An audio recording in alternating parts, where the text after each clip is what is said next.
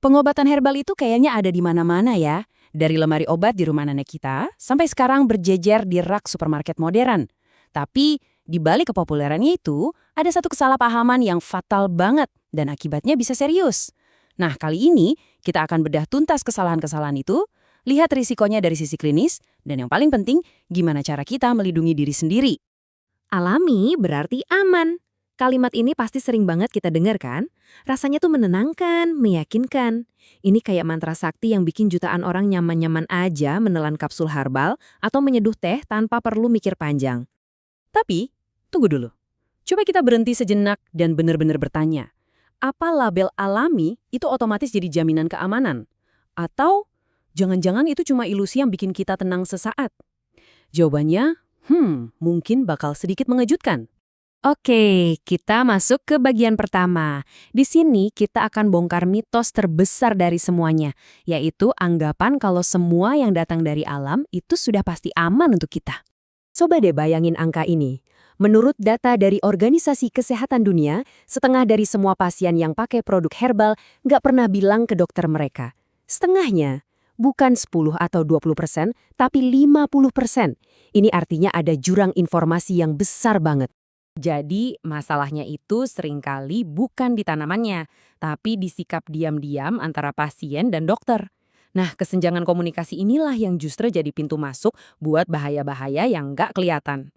Dan ini membawa kita langsung ke kesalahan fatal yang pertama, diagnosis mandiri. Bahayanya saat kita mencoba jadi dokter buat diri kita sendiri. Mendiagnosis diri sendiri itu ibaratnya kita coba benerin mobil yang suaranya aneh, cuma dari bunyinya aja, tanpa buka kap mesin. Ya bisa aja tebakannya bener, tapi kalau salah, risikonya mobilnya bisa rusak total. Dan konsekuensinya, ini beneran nggak main-main loh. Kita bukan cuma ngomongin soal telat dapat pengobatan yang tepat, tapi juga resiko kerusakan organ yang permanen. Atau bahkan kondisi fatal seperti hipoglikemia, di mana kadar gula darah bisa anjlok drastis dan membahayakan nyawa. Selanjutnya, kita masuk ke area abu-abu yang paling sering banget diabaikan, yaitu ketika herbal dan obat-obatan resep dokter bertabrakan di dalam tubuh kita. Coba bayangin tubuh kita itu kayak kota besar dengan sistem lalu lintas yang super rumit untuk memproses semua yang masuk. Nah, ada yang namanya farmakokinetik, itu aturan main lalu lintasnya. Herbal kadang-kadang bisa tiba-tiba datang dan pasang blokade di jalan, bikin macet total buat obat resep yang lagi kita minum. Proses kemacetannya tuh gini, Anda minum obat resep dari dokter. Ternyata herbal yang Anda konsumsi itu malah ngeblokir petugas kebersihan di hati kita, yaitu enzim. Akibatnya apa? Obat resep tadi jadi nggak bisa keluar dari tubuh, numpuk terus sampai kadarnya jadi racun. Kita ambil contoh nyata ya, biar kebayang. Warfarin itu obat pengencer darah yang umum diresepkan. Kalau diminum sesuai dosis, aman.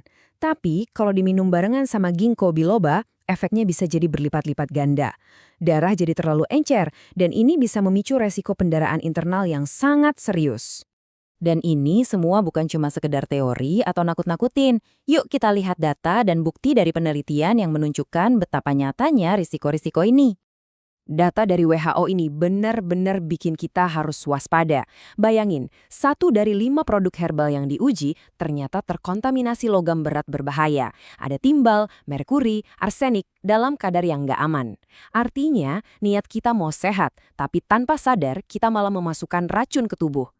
Dampaknya ke organ vital kita juga nyata banget.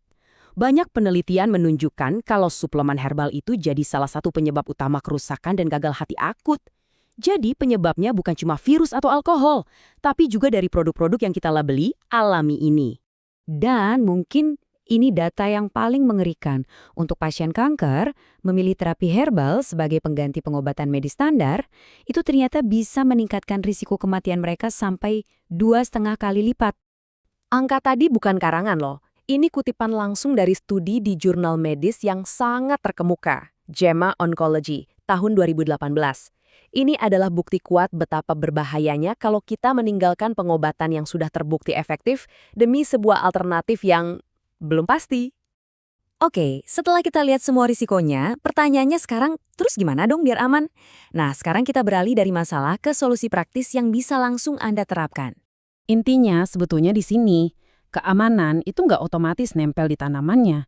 Keamanan itu datang dari tangan kita sendiri, dari cara kita menggunakannya, dosis yang tepat, dan yang terpenting seberapa terbuka dan jujur kita dengan dokter. Coba deh ingat 3 langkah sederhana ini. Pertama, kasih tahu dokter semuanya. Apapun herbal atau suplemen yang Anda minum, ceritakan. Kedua, periksa labelnya dengan teliti. Jangan cuma baca khasiatnya. Dan ketiga, jangan pernah coba-coba mengobati kondisi yang serius sendirian.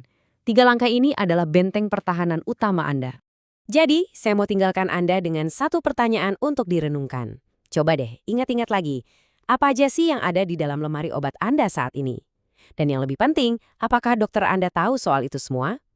Jawaban jujur Anda bisa jadi adalah langkah pertama untuk menyelamatkan hidup Anda sendiri.